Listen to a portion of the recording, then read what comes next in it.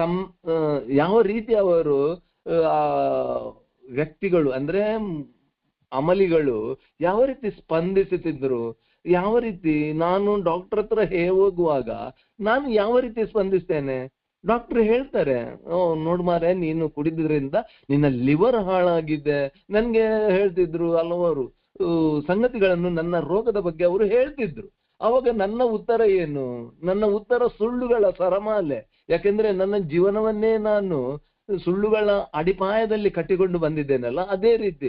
ಯಾಕೆಂದ್ರೆ ನಾನು ಬೇಕಂತ ಮಾಡಿದಲ್ಲ, ಅದು ನನ್ನ ರೋಗ. ಆದ್ರೆ ಈ ವಿಚಾರ ಡಾಕ್ಟರ್ಗಳಿಗೆ ಗೊತ್ತಿತ್ತು.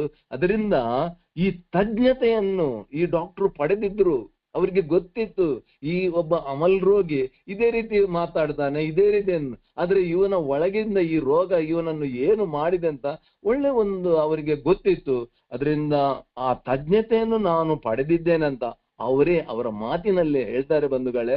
ಇದನ್ನು ನಾನು ನಮ್ಮ ಡಾಕ್ಟರ್ ಹತ್ರ ಹೋಗೋತ್ತಿಗೆ ನಾವು ಯಾವ ರೀತಿ ವರ್ತಿಸಿದ್ದೇವೆ ಅದೆಲ್ಲ ಅವರಿಗೆ, ಆ ಡಾಕ್ಟರ್ಗಳಿಗೆ ತಿಳಿದಿರ್ತದೆ. ಆದ್ರೆ ಅವರು ಆ ಸ್ಥಾನದಲ್ಲಿ, ಆ ಗೌರವ ಸ್ಥಾನದಲ್ಲಿ ಇರೋದಿಗೆ ನಮ್ಮೊಂದಿಗೆ ಚರ್ಚೆ ಮಾಡುದಿಲ್ಲ, ತಕರಾರು ಮಾಡುದಿಲ್ಲ. ಅವ್ರು ಏನ ಕೊಡ್ತಾರೆ, ಅವರು ಏನ ನಮ್ಗೆ ಮೆಡಿಸಿನ್ ಕೊಡ್ತಾರೆ. ತುಂಬಾ ಕಡೆಯಲ್ಲಿ ತುಂಬಾ ಜನರ ಇದು ಅನುಭವ ಆಗಿರ್ಬಹುದು ಅಂತ ನನ್ನ ಅನಿಸಿಕೆ.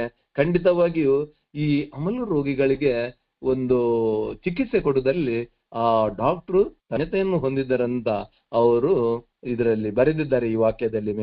ಒಳ್ಳೆಯ ಮತ್ತು ದಕ್ಷ ಸಂಪಾದನೆಯುಳ್ಳ. ಈಗ ನೋಡಿ ಬಂಧುಗಳೇ, ಇಲ್ಲಿ ಬಿಲ್ ಅವರ ವಿಚಾರವಾಗಿ ಇಲ್ಲಿ ಒಂದು ಎಂಟ್ರೆನ್ಸ್ ಬರ್ತದೆ.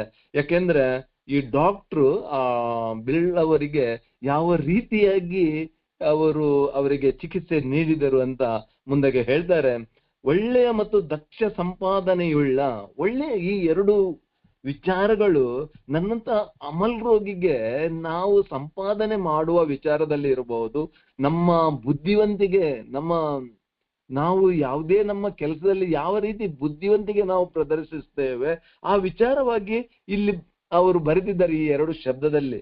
ಒಳ್ಳೆಯ ಮತ್ತು ದಕ್ಷ ಸಂಪಾದನೆಯುಳ್ಳ ವ್ಯಾಪಾರಸ್ಥನು ಸಹ ನಾನು ಭಾವಿಸಿದ ಪ್ರಕಾರ ಭರವಸೆ ರಹಿತ ಮಾದರಿಯ ಓರ್ವ ಅಮಲು ರೋಗಿಗೆ ನಾನು 1934 ಅಂತ್ಯದಲ್ಲಿ ಶುಶ್ರೂಷೆ ನೀಡಿದ್ದೇನೆ ಅಂತ ಇದನ್ನು ಅವರು ಬಿಲ್ ಅವರಿಗೆ ಹೇಳ್ತಾ ಇದ್ದಾರೆ.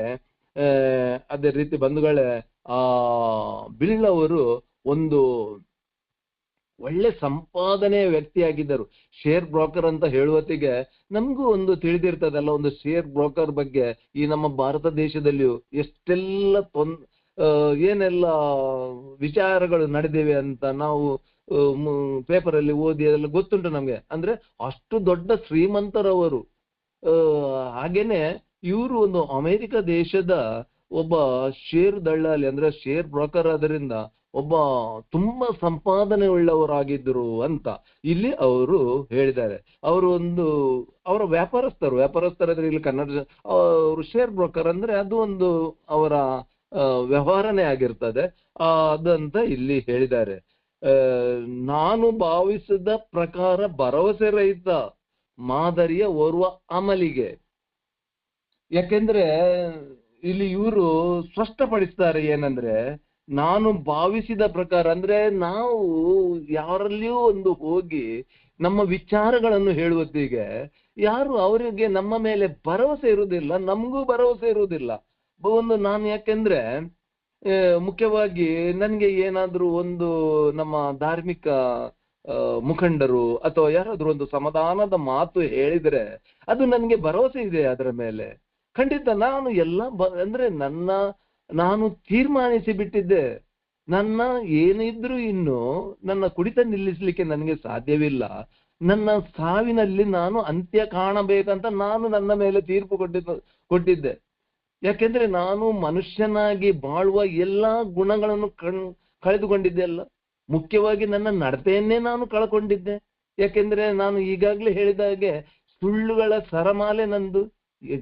ಏನು ಮಾತಾಡ್ತೇನೆ ನಾನು ಅಂತ ನನಗೇ ತಿಳಿಯುವುದಿಲ್ಲ. ಆ ರೀತಿ ನಾನು ಭರವಸೆ ರಹಿತವಾಗಿ ಇದ್ದೆ. ಖಂಡಿತ ಸಾಧ್ಯವಿಲ್ಲ ಅಂತ ಇದಕ್ಕೆ ನನಗೆ ಮನೆಯಲ್ಲೇ ನನ್ನ ತುಂಬಾ ಇದು ಏನು ಸಾಕ್ಷಿಗಳಂತಾನೆ ಹೇಳ್ಬಹುದು. ನನ್ನ ಅಣ್ಣಂದಿರು 3 ಜನ ಅವರ ಚಿಕ್ಕ ಏಜ್ ಅಲ್ಲಿ ಅವರು ತೀರಿಕೊಂಡ್ರು. ಆದ್ರಿಂದ ನನ್ಗೂ ಗೊತ್ತಿತ್ತು ಕುಡಿತ ಮಾಡಿದ ಮನುಷ್ಯನ ಕೊನೆ ಏನು ಅಂತ. ನಾನು ಅದೇ ರೀತಿ ನಾನು ಭರವಸೆ ರಹಿತ ಮನುಷ್ಯನಾಗಿದ್ದೆ. ನಾನು ಬಾಂಧವ್ಯದ ಒಳಗಡೆ ಬರುವತ್ತಿಗೆ ಯಾವುದೇ ರೀತಿಯ ಭರವಸೆಯನ್ನು ಇಟ್ಟುಕೊಂಡು ಬರ್ಲಿಲ್ಲ, ನಂಬಿಕೆಯನ್ನು ಇಟ್ಟುಕೊಂಡು ಬರ್ಲಿಲ್ಲ. ಬದಲಿಗೆ ಏನು ನನಗೆ ಕರ್ಕೊಂಡು ಹೋದವರಿದ್ದಾರಲ್ಲ ಅವರ ಮೇಲೆ ಒಂದು ನಂಬಿಕೆ, ಏನಂದ್ರೆ ಹಿಂದಕ್ಕೆ ಬರುವಾಗ ಅವರ ಹತ್ರ ದುಡ್ಡು ತಗೊಳ್ಳುದಂತ. ಇದೇ ರೀತಿ ಇವರು ಈ ಮಾತನ್ನು ಈ ಡಾಕ್ಟ್ರೇ ಸ್ವತಃ ಹೇಳ್ತಾರೆ. ನನ್ನಂತ ಅಮಲ್ ರೋಗಿಗಳು ಅಥವಾ ಬಿಲ್ ಡಬ್ಲ್ಯೂ ಅವರು ಈ ಹಾಸ್ಪಿಟ್ಲಿಗೆ ಬರುವಾಗ ಭರವಸೆ ರಹಿತರಾಗಿದ್ದರು. ಅಂತವರಿಗೆ ಅವರು 1934 ಅಂದ್ರೆ 1934 ಅಂತ್ಯದಲ್ಲಿ ಅಂತ ಹೇಳ್ತಾರೆ, ಇಲ್ಲಿ ಒಂದು ಚಿಕಿತ್ಸೆ ನೀಡ್ತಾರೆ. ಯಾಕೆಂದ್ರೆ ಕೊನೆ ಸಾರಿ ಡಾಕ್ಟರ್ ಬಿಲ್ ಡಬ್ಲ್ಯೂ ಅವರು ಅಡ್ಮಿಟ್ ಆಗುವತ್ತಿಗೆ ಆ ಸಂದರ್ಭವನ್ನು ಅವರು ಈ ಡಾಕ್ಟರ್ ನೆನಪಿಸ್ತಾರೆ. ಅದೇ ರೀತಿ ಅವರಿಗೆ ಒಂದು ಶುಶ್ರೂಷೆ ನೀಡುತ್ತಾರೆ ಅಂತ ಇಲ್ಲಿ ಈ ಪತ್ರದಲ್ಲಿ ಅವರು ಬರೆದಿದ್ದಾರೆ. ಓಕೆ, ಸಿರಾಜ್ ಅವರೇ ಮುಂದಕ್ಕೆ ಓದಬಹುದಾ? 10 ನಿಮಿಷ ಉಂಟು. ಹೌದು. ಚೇತರಿಕೆಯ ಸಂಭವನೀಯ ಸಾಧ್ಯತೆಯ ಕೆಲವು ವಿಚಾರಗಳನ್ನು ಅವರ 3ನೇ ಚಿಕಿತ್ಸಾ ಸಮಯದಲ್ಲಿ ಅವನು ಪಡೆದನು. ಅವನ ಪೂರ್ವಾಸದ ಅಂಗವಾಗಿ ಅವನು ತನ್ನ ವಿಚಾರಗಳನ್ನು ಇತರ ಅಮೂಲ್ ರೋಗಿಗಳ ಮುಂದಿಟ್ಟು ಅವರು ಸಹ ಇತರರೊಡನೆ ಇವನು ಮಾಡಿದ ಹಾಗೆಯೇ ಮಾಡಿಕೊಂಡು ಅವರ ಮೇಲೆ ಪ್ರಭಾವ ಬೀರಿದನು. ಇದು ಶೀಘ್ರವಾಗಿ ಬೆಳೆಯುವ ಈ ಜನರ ಮತ್ತು ಇವರ ಕುಟುಂಬಗಳ ಒಡನಾಟತನದ ಆಧಾರವಾಯಿತು. ಈ ಮನುಷ್ಯ ಮತ್ತು 100ಕ್ಕಿಂತ ಅಧಿಕ ಮತ್ತಿತರರು ಚೇತರಿಸಿದಂತೆ ಕಂಡು ಬಂತು. ಓಕೆ, ಸರಿ. ಚೇತರಿಕೆ ಸಂಭಾವನೆಯ ಸಾಧ್ಯತೆಯ ಕೆಲವು ವಿಚಾರಗಳನ್ನು ಅವರು 3ನೆಯ ಚಿಕಿತ್ಸಾ ಸಮಯದಲ್ಲಿ ಅವರು ಪಡೆದರು. ಅಂದ್ರೆ ಈ ಸಂದರ್ಭದಲ್ಲಿ ಅವರಿಗೆ ಒಂದು ದಿವ್ಯ ದರ್ಶನವಾಯ್ತಲ್ಲ ನಮ್ಮ ಬಿಲ್ ಡಬ್ಲ್ಯೂ ಅವರಿಗೆ. ಆ ರೀತಿ ಅವರು ಒಂದು ಈ ಕುಡಿತದಿಂದ ದೂರ ನಿಲ್ಬಹುದು ಅಂತ ಒಂದು ವಿಚಾರವಾಗಿ ಆ 3ನೇ ಚಿಕಿತ್ಸಾ ಸಮಯದಲ್ಲಿ ಅವರ ಕೊಠಡಿಯಲ್ಲಿ ಏನೆಲ್ಲ ಅವರು ಅನುಭವಿಸಿದರು ಅದನ್ನೆಲ್ಲ ಮನಗಂಡು, ಅಥವಾ ಅವರಿಗೆ ವಿಲಿಯಂ ಡಿ ಸಿಲ್ಕ್ ಅವರು ಮಾರನ್ ದಿವಸ ಬೆಳಿಗ್ಗೆ ಬರುವತ್ತಿಗೆ ಅವರ ಮುಖದಲ್ಲಿ ಒಂದು ಕಾಂತಿಯನ್ನು ಕಂಡು ಅವರು ತಿಳಿದುಕೊಂಡರು. ಅದೇ ರೀತಿ ಆ 3ನೆಯ ವ್ಯಕ್ತಿ ಅಂದ್ರೆ ಬಿಲ್ ಡಬ್ಲ್ಯೂ ಅವರು 3ನೇ ಸಾರಿ ಅವರು ಚಿಕಿತ್ಸೆಯ ಸಮಯದಲ್ಲಿ ಏನೋ ಅವರು ಈ ಒಂದು ವಿಚಾರವನ್ನು, ಒಂದು ಕುಡಿತದಿಂದ ದೂರ ನಿಲ್ಬೇಕಾದ್ರೆ ಒಂದು ಆಧ್ಯಾತ್ಮಿಕ ಅವರಿಗೆ ಅನುಭವವಾಯಿತು. ಆ ಅನುಭವ ಅವರು ಈ ಸಮಯದಲ್ಲಿ ಪಡೆದರು ಅಂತ ಅವರು ಬರೆದಿರ್ತಾರೆ. ಅವನ ಪೂರ್ವಸದ ಅಂಗವಾಗಿ ಅವನು ತನ್ನ ವಿಚಾರಗಳನ್ನು ಇತರ ಅಮಲು ರೋಗಿಗಳ ಮುಂದಿಟ್ಟು ಅವರು ಸಹ ಇತರರನ್ನೇ ಅವರು ಮಾಡಿದ ಹಾಗೆ ಮಾಡಬೇಕೆಂದು ಅವರ ಮೇಲೆ ಪ್ರಭಾವ ಬೀರಿದನು.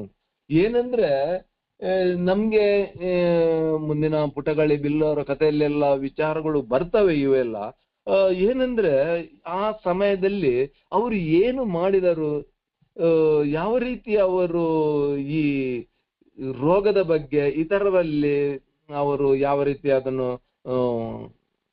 ಅವರ ವಿಚಾರಗಳನ್ನು ಇತರ ಅಮಲ್ ರೋಗಿಗಳಿಗೆ ಮುಂದಿಟ್ಟು.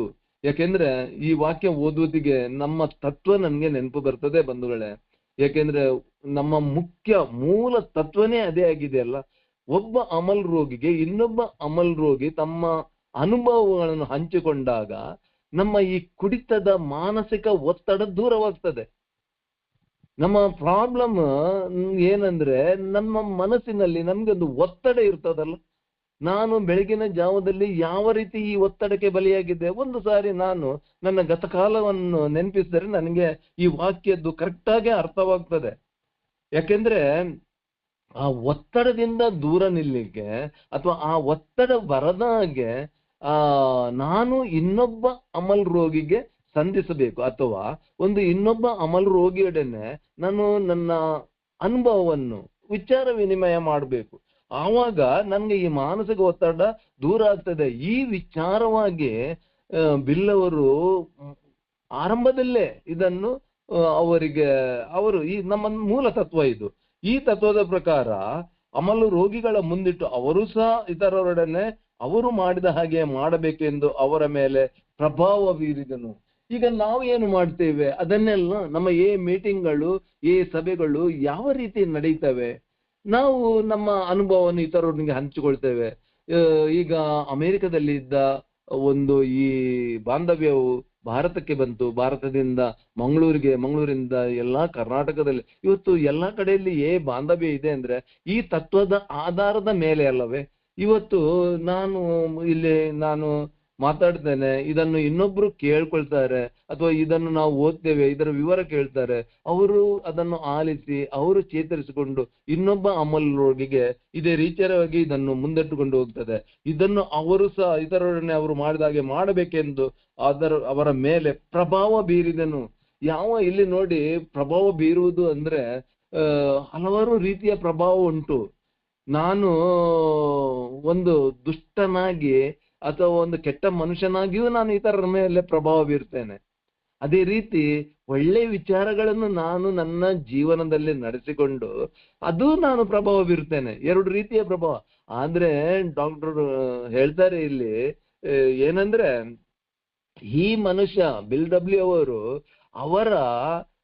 ಅವರು ಏನು ಈ ರೋಗದ ಬಗ್ಗೆ ತಿಳಿದುಕೊಂಡಿದ್ದರು ಅದನ್ನು ಇತರರಿಗೆ ಹೇಳಿ ಅವರ ಮೇಲೆ ಒಂದು ಪ್ರಭಾವ ಬೀರಿದರು. ಪ್ರಭಾವ ಅಂದ್ರೆ ನಾವು ಯಲ್ಲಿ ಯಾರಿಗೂ ಏನು ಹೇಳುದಿಲ್ಲ ಅಂತ ಹೇಳ್ತೇವೆ, ಆದ್ರೆ ನಾವು ನಮ್ಮ ಅನುಭವ ಹೇಳುವತ್ತಿಗೆ ಇನ್ನೊಬ್ಬ ಅಮಲ್ ರೋಗಿಗೆ ಅವನ ಮನ ಪರಿವರ್ತನೆ ಆಗ್ಲಿಕ್ಕೆ ಒಂದು ಪ್ರಭಾವ.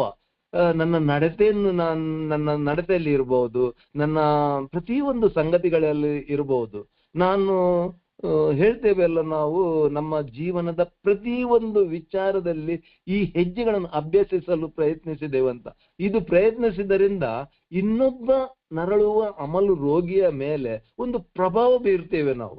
ಆ ಪ್ರಭಾವದ ಫಲವಾಗಿ ಅವನು ಈ ಬಾಂಧವ್ಯಕ್ಕೆ ಬರ್ತಾನೆ, ಆ ಬಾಂಧವ್ಯದಲ್ಲಿ ಅವನು ಚೇತರಿಸಿಕೊಳ್ತಾನೆ. ಅದೇ ರೀತಿ ಇದನ್ನು ಮಾಡಬೇಕೆಂದು ಅದರ ಮೇಲೆ ಪ್ರಭಾವ ಬೀರಿದನು ಅಂತ ಈ ಪತ್ರದಲ್ಲಿ ಡಾಕ್ಟರ್ ಹೇಳ್ತಾ ಇದ್ದಾರೆ. ಖಂಡಿತವಾಗಿ ಅದು ನಿಜವಾಗಿದೆ ಬಂಧುಗಳೇ. ಮುಂದಕ್ಕೆ ಇವರು ಹೇಳ್ತಾರೆ, ಇದು ಶೀಘ್ರವಾಗಿ ಬೆಳೆಯುವ ಈ ಜನರ ಮತ್ತು ಇವರ ಕುಟುಂಬಗಳ ಒಡನಾಡತನದ ಆಧಾರವಾಯಿತು. ಇದೊಂದು ವಾಕ್ಯವು ನನ್ನಂತ ಅಮಲ್ರಿಗೆ ತುಂಬಾ ಹತ್ತಿರದ ವಾಕ್ಯ. ಯಾಕೆಂದ್ರೆ ನಾನು ಮೊದಲೇ ಹೇಳಿದಾಗೆ ನನ್ನ ಕುಟುಂಬ ಯಾವ ರೀತಿಯಾಗಿ ಇತ್ತು, ನನ್ನ ಕುಟುಂಬದಲ್ಲಿ ಏನು ಸಂತೋಷ, ನೆಮ್ಮದಿ ಅಥವಾ ಒಂದು ಸಮಾಧಾನ ಏನಾದ್ರೂ ಇತ್ತ, ಬದಲಿಗೆ ಯಾವ ರೀತಿಯಾಗಿತ್ತು. ಒಂದು ಮಾತನ್ನು ನಾನು ನನ್ಗೇನೆ ಕೇಳುವುದಾದ್ರೆ, ಇವತ್ತು ಆಲ್ಬರ್ಟ್ ನಮ್ಮ ಮನೆಯಲ್ಲಿ ಕುಡಿದು ಸಿಕ್ಕಾಪಟ್ಟೆ ಕುಡಿದು ತೂರಾಡ್ತಾ ಬರ್ತಾ ಇದ್ದೇನೆ, ನಮ್ಗೆ ಸಂತೋಷವಾ ಅಂತ ನಾನು ನನ್ನನ್ನು ಆ ಪ್ರಶ್ನೆ ಬಂದಿದೆ. ಯಾಕೆಂದ್ರೆ ಖಂಡಿತ ಬರ್ಲಿಕ್ಕಿಲ್ಲ. ಇವನು ಬಂದವನು ಸತ್ತೇ ಹೋಗ್ಲಿ ಅಂತ ಮಾತಾಡ್ತಾರೆ ವಿನ ಅಷ್ಟು ನಾನು ಒಂದು ಉಪದ್ರದ ಮನುಷ್ಯನಾಗಿದ್ದೆ. ಅದರಿಂದ ಇದು ಶೀಘ್ರವಾಗಿ ಬೆಳೆಯುವ ಈ ಜನರ ಮತ್ತು ಇವರ ಕುಟುಂಬಗಳ ಒಡನಾಡತನದ ಆರಂಭವಾಯಿತು. ಇಲ್ಲಿ ಆರಂಭವಾಯಿತು ಏನು? ಈ ಮೀಟಿಂಗ್ಗಳಿಂದ ಕುಟುಂಬದವರು ಆ ಮೀಟಿಂಗ್ಗಳಿಗೆ ಬರ್ಲಿಕ್ಕೆ ಶುರು ಮಾಡಿದ್ರು. ಅವರು ಏನಂತ ತಿಳಿಗೋಸ್ಕರ ಬಂದ್ರು.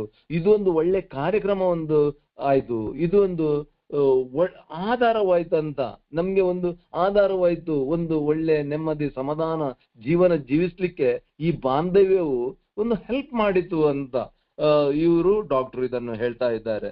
ಖಂಡಿತವಾಗಿ ಈ ಮನುಷ್ಯ ಮತ್ತು 100ಕ್ಕಿಂತ ಅಧಿಕ ಮತ್ತಿತರರು ಚೇತರಿಸಿದಂತೆ ಕಂಡು ಬಂತು.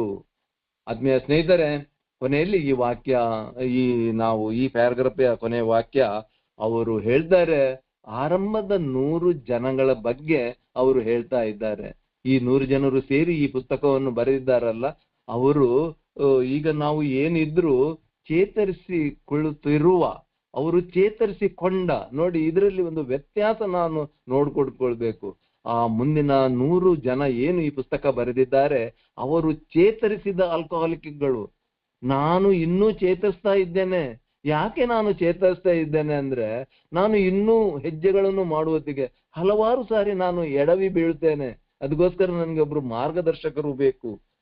ಅದಕ್ಕೋಸ್ಕರ ಆ ಮಾರ್ಗದರ್ಶಕರ ಮುಖಾಂತರ ನಾನು ಈ ಹೆಜ್ಜೆಗಳನ್ನು ಅಭ್ಯಸಿಸಿದರೆ ಖಂಡಿತವಾಗಿಯೂ ನಾನು ಚೇತರಿಸಿಕೊಳ್ಳಿಕ್ಕೆ ನನಗೆ ತುಂಬಾ ಸಾಧ್ಯವಾಗ್ತದೆ. ಅದರಿಂದ ಇಲ್ಲಿ ಈ ಮನುಷ್ಯ ಮತ್ತು 100ಕ್ಕಿಂತ ಅಧಿಕ ಮತ್ತಿತರರು ಚೇತರಿಸಿದಂತೆ ಕಂಡು ಬಂತು ಅಂತ ಅವರು ಇದನ್ನು ನೋಡ್ತಾ ಇದ್ದಾರೆ. ಈ ನಮ್ಮ ಬಾಂಧವ್ಯವನ್ನು ಡಾಕ್ಟರ್ ನೋಡ್ತಾ ಇದ್ದಾರೆ. ಅವರು ಅದರ ಬಗ್ಗೆ ತಿಳುವಳಿಕೆ ಪಡೀತಾರೆ. ಆ ತಿಳುವಳಿಕೆಯ ಮೇಲೆ ಅವರು ಈ ಲೆಟರ್ ಅನ್ನು ಕೊಡ್ತಾರೆ. ಯಾಕೆಂದ್ರೆ ಅವರು ನೋಡಿದ ಹಾಗೆ ಇವರು 100 ಮಂದಿ ಅಧಿಕ ಮಂದಿ ಮತ್ತು ಇವರು ಚೇತರಿಸಿದಂತೆ ಅವರಿಗೆ ಕಂಡು ಬಂತು ಅಂತ. ಚೇತರಿಕೆ ಅಂದ್ರೆ ಮುಂದಕ್ಕೆ ನಮಗೆ ಗೊತ್ತುಂಟು, ಸಮಯನೂ ಆಯ್ತು. ಬಂಧುಗಳೇ, ನಾನು ಕೊನೆಗೊಳಿಸ್ತೇನೆ. ಧನ್ಯವಾದಗಳು.